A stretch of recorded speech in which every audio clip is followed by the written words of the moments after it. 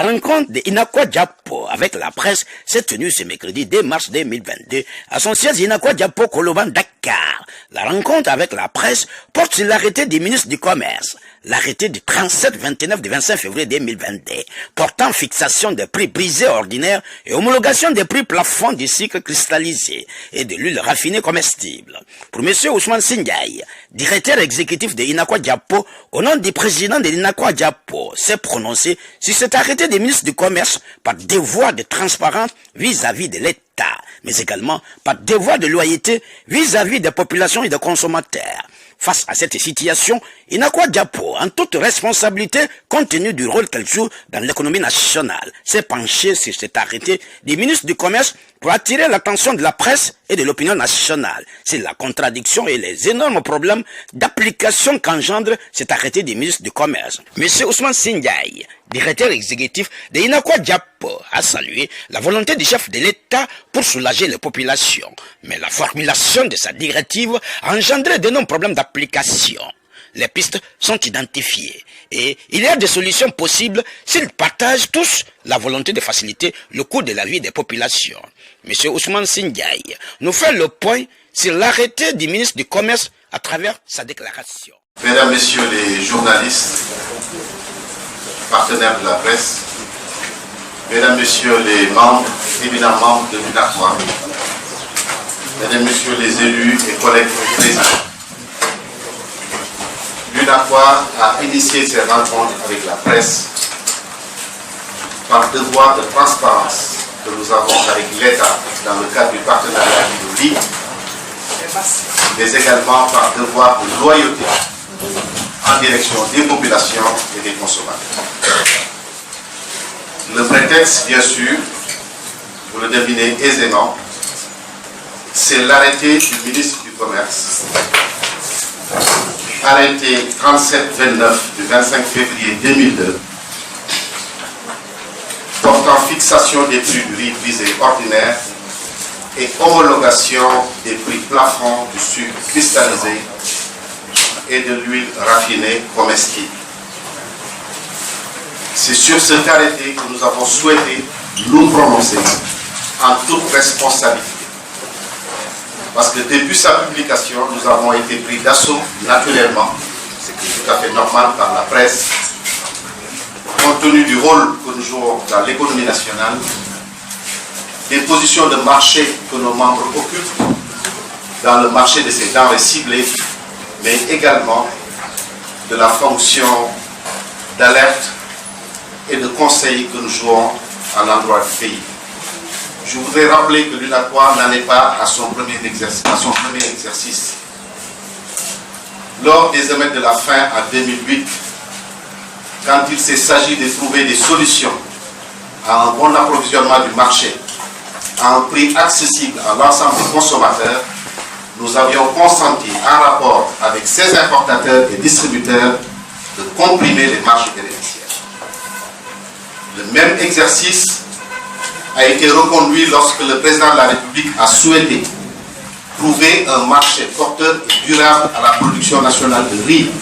Là également, pour faciliter la bonne commercialisation du riz local, nous nous sommes mobilisés en rapport avec ces mêmes importateurs pour faire en sorte que tout ce qui est produit localement est systématiquement racheté par ces importateurs avant d'aller à l'importation. Nous avons également, dans le cadre, il y a 2 ans, des quantités invendues de la SUNEO à hauteur de 4 milliards de stocks d'huile, parce que sa production ne pouvait pas tenir face à la concurrence du marché. Nous avions là également mobilisé ces importateurs que vous avez en face de vous pour les obliger à racheter systématiquement l'intégralité des stocks de la SUNEO. Enfin, je voudrais rappeler également qu'on se bombe le torse à dire, et à juste raison, que notre pays est autosuffisant sur certains produits horticoles, notamment l'oignon, et sous très peu, la pomme de terre. Ça, nous le devons à un mécanisme de régulation auquel l'UNACOA et ses importateurs ont délibérément souscrit. Et la régulation consiste pour ces importateurs d'accepter de surseoir à leur droit d'importation. Je pouvais importer, mais je ne le fais pas parce que la production nationale est disponible pour toute la période de commercialisation de la production nationale, avec tout ce que cela implique comme conséquence dans leur modèle économique et dans leurs affaires. Donc c'est dire simplement que nous n'avons plus besoin de démontrer que ces importateurs et l'UNACOIS ont bien entendu un engagement citoyen. C'est au nom de cet engagement citoyen que nous allons nous prononcer, sans état d'âme, de la manière la plus transparente et la plus objective sur l'applicabilité de cet arrêté du ministre du Commerce. L'arrêté concerne 3 produits.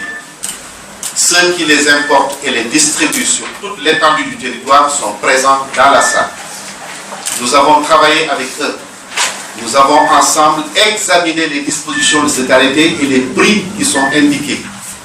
À l'arrivée, notre conclusion est que cet arrêté, si c'est appliqué en l'état, c'est de dire simplement que ces entreprises-là peuvent mettre la clé sous le paillasson. Parce qu'elles vendront toutes à perte. Comment est-ce possible? Quels sont les éléments factuels sur lesquels nous reposons notre analyse? C'est ce que nous tenterons de mettre à votre disposition cet après-midi. Il n'y aura pas de questions taboues. Il n'y a pas de sujet tabou. Nous jouerons le jeu de la transparence jusqu'au bout. Le président de la République a bien fait dans un contexte difficile, comme le fait tout chef, tout commandant de bord, de prendre des dispositions pour soulager les populations. Il a très bien agi. Mais à l'arrivée, c'est dans la formulation de sa directive qu'il y a eu beaucoup de problèmes. On n'est pas sûr que très souvent, que les informations mises à la disposition de l'autorité pour des décisions émanent de la bonne source. Et la bonne source des décisions à prendre émane de ces messieurs et de ces braves dames qui risquent tout pour approvisionner notre pays. Le challenge maintenant auquel on est confronté, c'est celui de continuer à approvisionner le marché. Ça, c'est un engagement que nous avons toujours pris, que nous continuons de prendre vis-à-vis des populations. Mais nous avons en face de nous un certain nombre de défis que génère cet arrêté ministériel. Nous reviendrons sur chaque défi. Comment est-ce que ça se pose et quelles sont les conséquences justement qu'on peut en tirer. Mais globalement, il y a de gros problèmes d'application sur cet arrêté. Nous les avons identifiés. Nous connaissons les contraintes et nous avons réfléchi sur des pistes de proposition. Il ne s'agit pas simplement de dire qu'il y a des contraintes. Non. Il y a des obstacles, c'est la réalité. Il y a de sérieux obstacles. Mais il y a des solutions possibles si nous partageons tous la volonté de faciliter, d'alléger le coût de la vie aux populations. Monsieur le Président, Mesdames et Messieurs, voilà ces propos préliminaires que je voulais prononcer et je les prononce au nom et à la demande du Président de l'UNACOIS. Les importateurs, oui, ils peuvent le faire. Les importateurs, les principaux importateurs qui tiennent les parts du marché dans ce pays sur ces denrées qui sont cités dans l'arrêté, ils sont là. Ceux qui ne sont pas là sont représentés. Et le souci, c'est le problème de la représentativité dans notre espace. Dans un espace médiatique public où tout le monde a droit à la parole, tout le monde cherche des honneurs et du prestige, les gens sont capables de tout dire au nom de motivation. Mais nous, notre motivation est fondée sur l'agenda de représentation que nous avons avec ces messieurs et ces dames. Et ils ont des entreprises pignon sur rue communes. C'est d'eux que nous avons tenu toutes les données tangibles qui nous ont permis d'analyser l'applicabilité de ces arrêtés. Et à l'arrivée, je le répète encore une fois de plus, l'exercice de l'analyse de l'arrêté sur le riz nous amène à la conclusion qu'il est inapplicable en l'état parce qu'il y a des stocks en souffrance qui ne sont pas pris en compte par l'arrêté. Ça, c'est premièrement. Voilà la contrainte ici, ce sont des stocks non vendus sur lesquels nous avons des propositions à faire à l'État. Deuxièmement, Au rang des contraintes sur le riz, il y a la non prise en compte des charges de transport et de manutention. Quand on dit à quelqu'un va acheter du riz et qu'on indique au préalable à celui qui lui vend ce riz que c'est à tel prix qu'il va lui vendre, à 262 000, il ne fait que respecter. Ça, il ne peut que vendre à ce prix. Mais celui qui le rachète, il a besoin de le transporter. Le riz, on ne le tient pas, on le transporte. Quand on le transporte, ça génère des coûts supplémentaires. Et ces coûts-là, l'arrêté ne les a pris en compte. Ne les a pas pris en compte. Donc, pour parler très clairement sur le riz, sur le sucre, c'est l'effet inverse que nous avons relevé dans notre analyse. Le sucre coûtait initialement 540 000 francs la tonne. 545 000 la tonne. Il y a eu, si vous vous en souvenez, une tentative de hausse que nous avions dénoncée, qui n'a pas marché.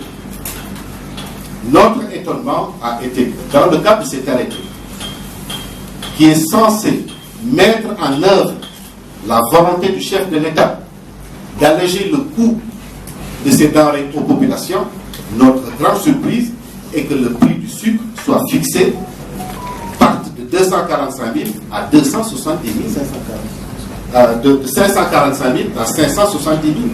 Ça, c'est une grande surprise de notre part. Qui plus est, maintenant, les distributeurs sont obligés d'aller l'acheter auprès de la compagnie sucrière et d'aller charger à Richardson. Mais une fois qu'ils ont chargé à Richardson, il leur faut transporter ce sucre, soit à Dakar ou dans d'autres endroits.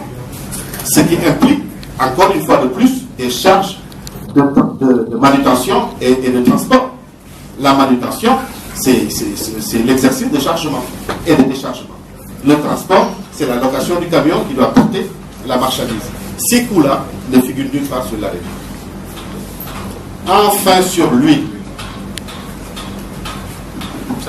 Alors, l'huile, c'est un serpent à 1150 têtes.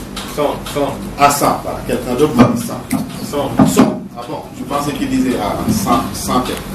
Alors, l'huile, c'est un serpent à 1150 têtes. Pourquoi? L'huile dont il est question ici, c'est l'huile de palme raffinée et importée. Et il est importé en général d'Asie. Les autres catégories d'huile ne sont pas concernées par cette arrêté. C'est cette huile-là qui est la plus consommée par les populations sénégalaises. Alors, puisqu'il est racheté dans un marché international où ni le ministère du Commerce est présent, ni l'UNACOIS est présent, il n'y a que les importateurs qui sont en face des traders, mais nous sommes exclus du jeu. Seul le cours mondial de ce produit détermine son coût. Donc, nous avons donc, ils importent en plus l'inflation qui s'est accentuée avec la guerre de l'Ukraine, avec également le recentrage des politiques d'exportation de certains pays, comme l'Indonésie. Avec les effets de la pandémie, les pays se sont dit, maintenant, la priorité, c'est d'approvisionner nos marchés intérieurs d'abord, avant de songer aux exportations, et de s'aménager des réserves. C'est ça maintenant ce qui est en cours dans le monde. Alors, tout cela associé au taux du fret, qui a flambé de 40 à 60%. Arrivé à Dakar, sans que l'huile soit dédouanée, arrivé à Dakar, il est déjà à un prix qui n'est pas conforme à celui de l'année. Arrivé à Dakar, il est entre 21 500 et 22 000, sans droit de douane. Maintenant, vous dites pour cette huile-là, je vous fais un abattement des droits de douane, parce qu'initialement, cette huile payait 6 millions de forfait de droits de douane. Je vous en enlève 2, il vous en reste 4. Et je le fais au bénéfice des populations. Qu'est-ce que vous avez fait pour les populations? Vous avez fait quoi pour les populations? La volonté y est. Parce qu'il a la volonté de faire pour les populations. Mais les éléments dont on a mis à sa disposition pour prendre la décision ne sont pas les bonnes. Alors, cette huile paye 4 millions de droits de douane. Paye les coûts de passage portuaire, qui sont fixés par les multinationales qui sont dans le port et qui en ont le monopole. Payer le transport, la manutention et le transport sort du port, arrive au magasin de stockage de l'importateur. Il arrive à combien? Il arrive à 24 000, 25 000. Donc ça, c'est vraiment un obstacle majeur. Maintenant, est-ce que nous avons la volonté d'aider l'État à trouver des solutions pour les populations? Nous disons clairement oui. Nous ne sommes pas dans une logique de dire on va aller en guerre contre l'État. On va en guerre contre personne. Il s'est agi de dire les choses telles qu'elles se posent. Nous les avons dit telles qu'elles se posent de la manière la plus transparente. L'État étant un partenaire, nous avons l'impérieux devoir de l'assister. Et a fortiori, dans ces situations de conjoncture internationale. Mais c'est difficile partout dans le monde. Il ne faut pas qu'on pense que notre pays va être épargné de cette conjoncture. Et tant que la guerre en Ukraine persistera, la situation sera de plus en plus difficile. Le prix du baril du pétrole aujourd'hui a franchi la barre des 120 $. Et on est importateur net de pétrole.